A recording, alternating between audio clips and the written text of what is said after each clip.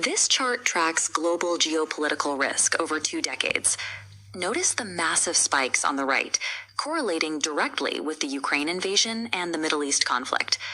Looking closely at the x-axis, we see an extreme compression of these crises between 2020 and 2026. This frequency of disruption violently fractures established global supply chains and drives up the baseline cost of energy worldwide.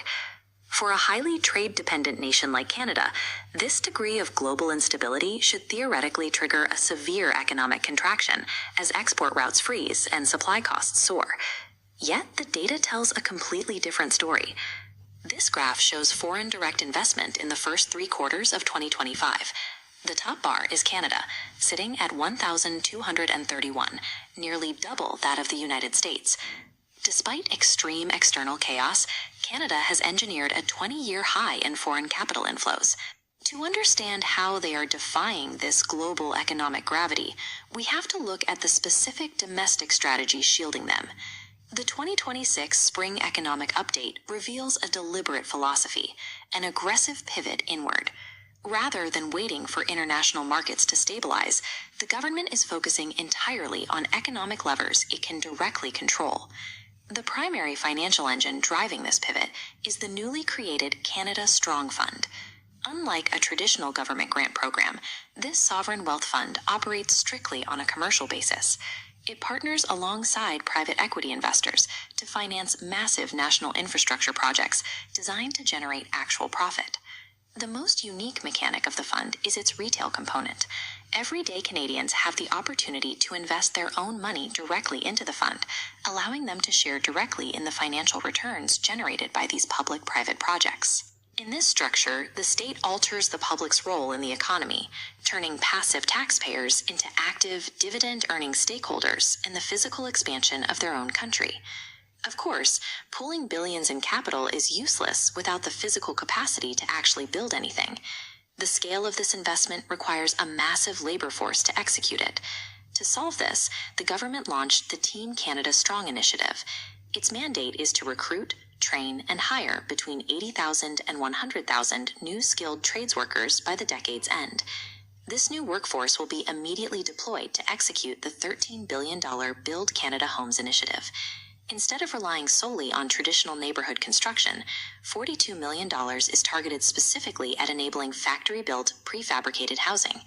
This policy shift bypasses standard supply bottlenecks to radically increase construction efficiency.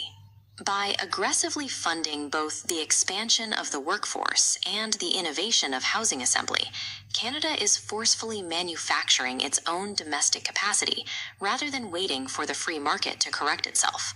Long-term housing development and major infrastructure projects take years to mature, yet citizens face immediate cost of living pressures right now.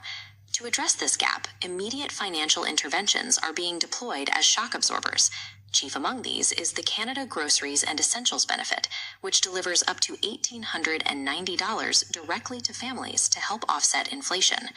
While securing the home front, the state is also building an external firewall against aggressive U.S. tariff threats by leveraging a network of trade agreements spanning 51 other nations. Together, these direct domestic subsidies and diversified global trade routes act as a protective shield. They absorb immediate economic impacts, buying the nation the time required for its long-term physical infrastructure to finally come online. When we zoom out, the individual policies connect into a single cohesive engine. The newly trained tradespeople construct the housing, the Sovereign Wealth Fund capitalizes the major infrastructure, and the diverse global treaties secure the required resources. This integrated strategy represents an official acknowledgement from the government that the predictable, hyper-integrated global economic order of the past is gone and will not be coming back. To survive the compounding volatility of the late 2020s, a nation can no longer rely solely on the global market to provide stability. It has to construct a pragmatic, self-reliant economic fortress. The 2026 update provides a defensive blueprint for national resilience, a physical and financial roadmap designed to guide its citizens through an increasingly chaotic world.